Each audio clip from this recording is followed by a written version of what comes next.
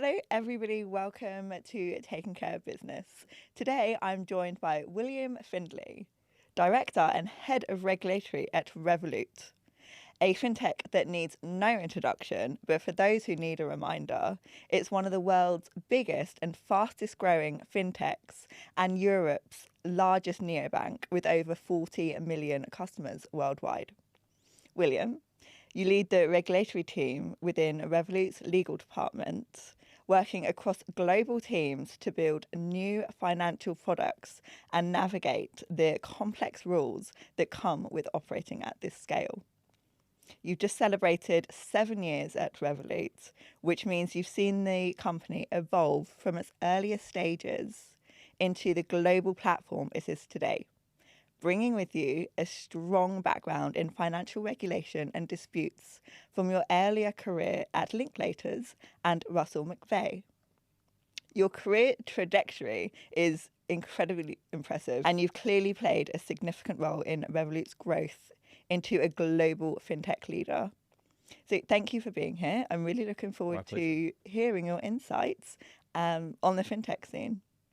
Thanks for having me. So what drew you to regulatory leadership in a fast-scaling fintech rather than a traditional bank? Well, to what you've just said about me being there for 7 years, whenever people ask what's it been like being at Revolut for 7 years, I say, well, I haven't been at the same company for 7 years and I haven't been in the same role for 7 years, by which I mean everything's changed so much since I've been there, which is great. It feels like I've had a number of different jobs. So I guess the reason I go down that path is when I started at Revolut, I didn't know what the future would look like. I didn't know what this role would look like. What drew me to the company at the outset, I had been at Linklaters for, I think, around 3 years. I really enjoyed it there. I wasn't someone who hated life in a law firm and, was looking for a way out. But I was looking for something a bit different, something a bit more hands-on, something a bit more commercial. And I wasn't sure if that was a job as a lawyer or not. I was looking at roles in law firms that were more fintech focused. I was also looking at non-legal roles in fintechs. And luckily for me, a secondment opportunity came up at Revolut, and I pushed quite hard to be the person considered for that, and was lucky enough to be so. And I guess after a few months there, I kind of remembered that when I'd left New Zealand and taken a slight pivot in my career, which was from pure litigation to regulatory investigations, I thought, oh, well, I'm not entirely sure about this change, but this will be a way for me to get into this thing called fintech that I've heard a little bit about. And I'd actually completely forgotten about that. And then I remembered it, and I thought, well, this is a great opportunity. And the secondments are an excellent no-risk opportunity to see what working for a company's like. And I really enjoyed Revolut and decided to commit to, well, I think my first day at Revolut, I was in compliance. The second day, the head of legal learned there was a lawyer in compliance and came and tapped me on the shoulder and said, "You're coming to legal." And then about a few months later, I decided to stay permanently. So what do people most often misunderstand about what a regulatory team in fintech actually does? I suppose it depends who you ask. I always think that when you're getting your hair cut, or you're in a situation like that, and someone says, "What do you do for a job?" that one of the worst things you can say, I'm sure, is I'm a financial regulation lawyer. So I've taken to saying I'm from Revolut. Yeah.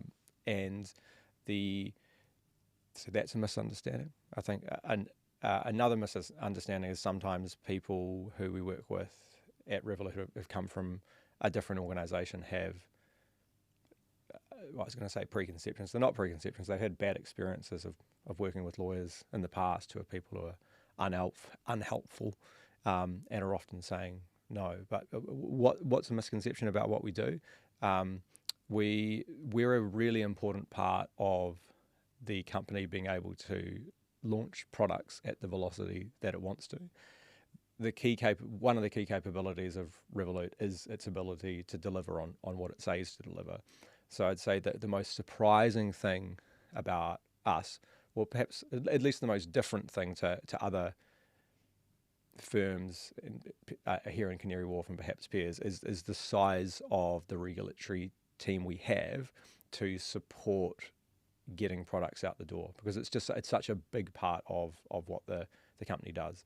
So what we do is we work with someone, and I say we provide a cradle to grave solution. There's not much grave work, which is great, but we have a product owner who will have a concept. We have to understand what that concept is and help them deliver it in a compliant way. Yeah, I mean, when I was doing my research for this episode, what I did find interesting was kind of exactly what you just said. You work very closely with product and the team that actually creates the product and then launches it. And, that makes sense because they're not coming to regulatory team at the end and then met with all of these problems. Exactly. So it's really like the most efficient way. And it is, and I wouldn't. I'm not trying to imply that the legal team is far better than any other support team in Revolut. That's not the case. We are the company is set up to deliver products at scale. So we as a department definitely like to make sure that we're brought in at an early stage. Certainly in my earlier years at Revolut, that was a big mantra we had: speak to the product teams and make sure you're involved at a very early stage. But we're pretty well set up now to ensure that we are involved from the earlier stage. And I think hopefully anyone from the product teams agree. I think we've done well to build a relationship with them where they see us as partners and people who can help them get their products out the door. So you have built some exceptional products. What point does growth ambition start to create regulatory risk, and what tends to break first when scaling globally? Sure. So two probably quite different questions there. There's when people are asking this question, in particular asking it of us, they're often trying to identify a tension point, or as you said, a break point, what goes wrong. But anything you're doing in the regulatory space involves an assessment of how much risk you want to take. You're just applying that maybe at a different pace, maybe at a different scale, maybe at a different ambition. But most things that you want to do, you can achieve in some way or another. The classic conversation I always have with my team is, okay, it should be very, very rare that you say, no, you can't do this. That doesn't mean that you should, compromise what you think the correct advice is. But you need to understand where someone wants to get to. They may want to go down a path which they definitely can't take, but if you understand where they want to get to, you can help them get there. So where is that balance struck? It's really struck on. I know I'm sounding like I'm avoiding your question, but it really is stuck on a case by case basis. Look at the particular situation. How clear is the rule? How close to the rule is what we're doing? What's the regulator's level of focus in this area? How many customers are involved? What's our previous experience in the market? Obviously there's often some difficult decisions to be made from time to time, but when you balance all those factors, you normally feel fairly comfortable in taking a decision. It didn't sound like you were avoiding the question at all. It sounded like you were avoiding the problem to get to the destination that the Good. product team wanted to get to. So, I mean, that's obviously a talent, a skill, and an art. So, yeah, well done for getting to the destination so many times. Because I'm sure many times that roadblocks present themselves. Often, yeah. I think where you see roadblocks, sometimes it will be when someone as I said, someone has a preconception about how they can get somewhere.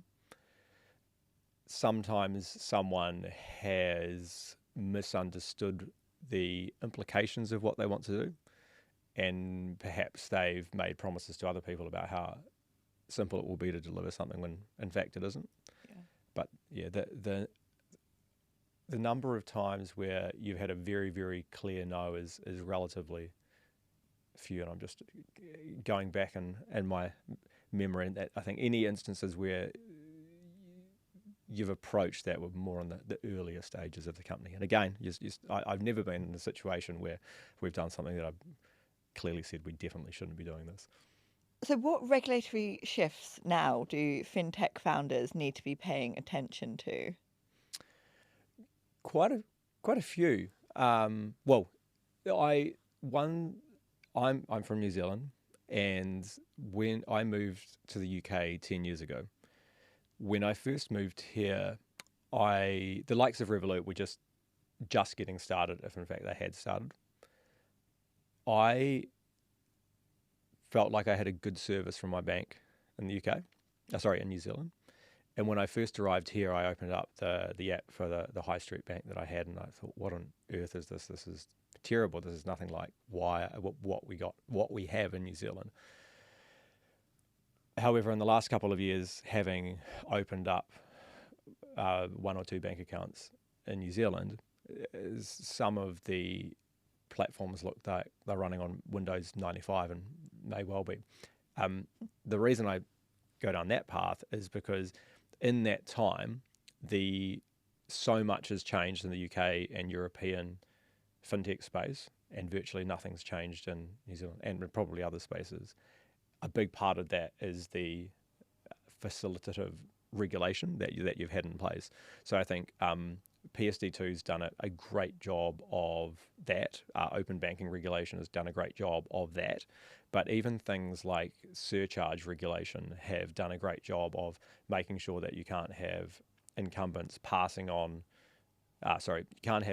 applying fees to merchants and then passing them on to customers and just having sort of no price sensitivity for the merchants. So there's a lot of regulation that's really encouraged competition, which has been really, really helpful and key in the success of the likes of us. Do you think that regulation is keeping pace with fintech innovation, or are we seeing a gap emerge? I don't think it's ever really going to keep pace, which is not a criticism, right? I don't think you want a legislator or a regulator saying, I know what the future is going to look like and I'm planning for it. That's not what law or regulation should do. I think it's particularly difficult at the moment when the UK is diverging from Europe as well. I know a few of those regimes that I mentioned are European level regimes. So, we've got to do a lot more thinking on our own 2 feet.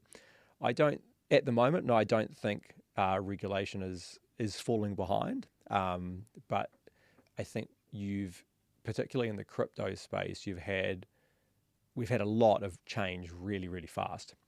And regulators are catching up, which again, that's natural. I think doing okay at the moment. Obviously, the business side of things is always going to say the regulator could do things more quickly, but I think we're tracking okay at the moment.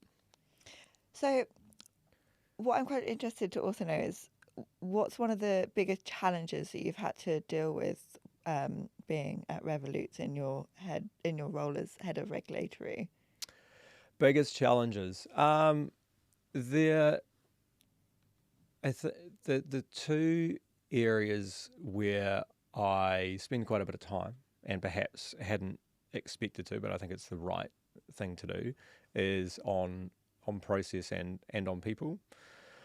So firstly on people, if you're demanding a lot of your people, which you are if you're a highly successful company, that means you've really got to care about those people and you've got to think about those people and you've got to treat people as people. So there's that is quite a big part and an important part of my role. I think it's an important part of making sure the team and the company is successful. The second is process, and you've alluded to this before. We're definitely on the journey to this, to having a scalable global process. But I'm really aware that the next 10 years of the company are going to be very different to the previous 10 years. We're going from being a UK/European centric company where we all work quite physically closely together. We're all in the same time zone. All of our rules and regulations are relatively simple, to trying to scale our product globally. So if we're launching a product tomorrow, that means instead of launching it in one market as we did initially, or two markets when we launched in our bank in Lithuania, or up to about 15 when you take in all of our bank branches now. We're now looking global. So we need to find efficient ways of understanding what those local regions need, and we were talking about before, including that in the product build process earlier on, because our ideal outcome is we have a single version of our products globally. Obviously, that's not there may not be any products where we achieve that outcome, but that's the state that we're aiming for, because any time you need to customize something, obviously that takes more time and it takes more resource. So we do that where we need to, but we've got to find the most efficient way of doing that, and we've got to make sure we identify, so we have the biggest landing area in our Venn diagram of what works for all markets. When you say a single product worldwide, that sounds really challenging, seeing as though there's clearly so many regulatory differences between country to country. It is. That sounds like a minefield. It is a minefield, but again, what's our role is supporting the company in delivering what it wants to deliver. The company has a global ambition. The company is first and foremost, it's a product company. So if you speak to any product general manager right down to a product owner, they have a global vision for their product. So they don't think of products in a they think of products in a user experience way, first of all. So, what's the best way that we can deliver this service to a customer? So let's take one example. What's the best way I can deliver a sort of acquiring quasi-business account for someone who's running a side hustle but hasn't set up their own company? We all spend a huge amount of time making sure we have a version of that product that's really smooth for the user. It doesn't have unnecessary friction in the journey, and it works really, really well. So everyone's really proud of that, and they should be, because a lot of work's gone into it. So you need to find a way of, again, bringing in feedback earlier on, so you can understand the real red flags from a local point of view. Luckily, for the most part, and it's not, I'm overstating how simple it is. You're right, it is a complex process. But luckily, for the most part, the types of things you're looking to do in most markets are relatively similar. So obviously, you need to have terms and conditions in some cases. Obviously, you need to have disclaimers in some cases. Obviously, you need to have fees in some cases. So you can localize those relatively easily. It's more when you get a particular local nuance that Apple cart gets set up upset a little bit, and that can be fun. I have to ask, do you have a favourite product? No. I'm very bad at answering these types of questions, because I have what I often describe as sort of innovation fatigue or product fatigue, whereas by which I mean the velocity of cool stuff coming through the company is just, it's amazing. Yeah. We have 2 product approval committees a week, which gives you an indication of like the velocity of what's coming through. For teams like legal, where you're working across all of those products, you're really sort of in the weeds of what you're doing, and what you're doing is focusing on making sure you have appropriately assessed that product before you approve it, and you lose the big picture. And in particular, sometimes you'll have a product that will be particularly difficult to work on for one way or another, one reason or another, and it will take a long time. And you'll just be really glad to approve it once you've approved it. But then you'll be on the app a few months later, and you'll think, "Gosh, this is really, really good." Yeah. So one product which I've been really surprised with how successful it's been and how great it is to use is the eSIMs product. I'm not implying that was a difficult one to work on. We get along really well with that team. But I think when that first came up, I thought, why on earth is Revolut doing mobile plans? This is crazy. And the example I always refer to when I'm alluding to these interesting ideas is when are we going to do Revolut space travel? But anyway, we were doing Revolut eSIMs. It's such a great product. The first iteration of that was just an eSIM, which we offer as part of our bundled pay plans. The reason it's great is it works so well with the travel proposition. If you're going overseas, you get great FX rates, you get travel insurance, you get lounge passes. You also get an eSIM for free. The other reason that it works really, really well, and this is to what I was saying before about everyone being really obsessed with the user journey, is it's so easy. I've used a number of eSIM products. They're quite clunky, they're quite hard to use, they're quite hard to download. Back to the Revolut ethos is really don't have any unnecessary steps. If someone else is doing this, why can't we do it better? And I think the eSIMs really embodies that, because in a few clicks you've got a mobile plan downloaded. It's great value. And yeah, the next step on that is not just travel eSIMs, but Revolut Mobile, which I'm using now as an internal tester. But again, it's who would have thought that would have been something that we could go into, but it just works so well. I'm really excited to learning more about the mobile and the eSIM. Anything that can make, life more efficient, and everybody's so busy these days, and to just take all of the unnecessary faff out, I think, is life-changing, because you can get so much more done and do it a lot less stressed. Yes. So thank you. So, you are head of regulatory, director, involved in the product launches, and sounds like you wear so many hats and do so much. What does it mean to you to take care of business? I often try and describe this in one way or another, and when I'm interviewing people for new roles, and the way I describe what taking care of business is for us is helping the company deliver the products it chooses to deliver in a compliant way. And all of those words are quite deliberate, because our role, we are a really important part of what the company wants to do, but we are helping the company. The second part is the company chooses the products it wants to deliver. Refer previous example of eSIMs. If you think something's a bit odd, it's not our decision. Let's crack on with it. And obviously the last part in a compliant way is important as well, very important. And that comes back to what I said before about understanding the destination that someone wants to get to, and taking them on a different journey if the journey they were planning to take isn't going to get them there. But yeah, and if our team doesn't take care of that business, the company's stalled. The key capability of the company is doing them quickly and doing them effectively, and we're a key approver, so we need to make sure we're set up to do that. Well, thank you very much for coming on. My pleasure. Talking to us about all the incredible stuff that you and Revolut do. It's been an absolute pleasure talking to you. Thank you for having me. I'm going to let you go off and take care of business. Thank you very much. And thank you for everybody for tuning in to another episode of Taking Care of Business. And I'll see you back again here next time.